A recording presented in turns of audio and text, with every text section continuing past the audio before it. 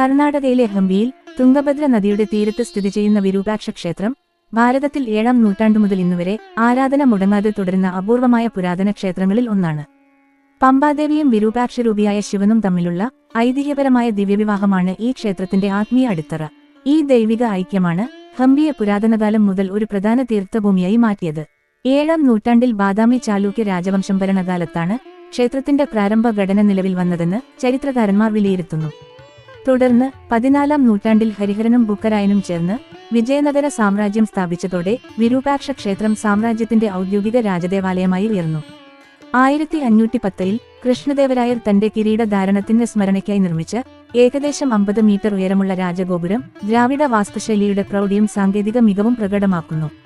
പ്രകാശത്തിന്റെ നേർരേഖാസഞ്ചാരം ഉപയോഗപ്പെടുത്തി രാജഗോപുരത്തിന്റെ തലകീഴായ പ്രതിബിംബം, ക്ഷേത്രത്തിന്റെ അകത്തളത്തിൽ പതിപ്പിക്കുന്ന പിൻഹോൾ ക്യാമറ സംവിധാനം പ്രാചീന ഇന്ത്യൻ ശില്പികളുടെ ശാസ്ത്രീയ ബോധത്തിന്റെയും ജ്യാമിതീയ പരിജ്ഞാനത്തിന്റെയും ഉജ്ജ്വലമായ സാക്ഷ്യമാണ്.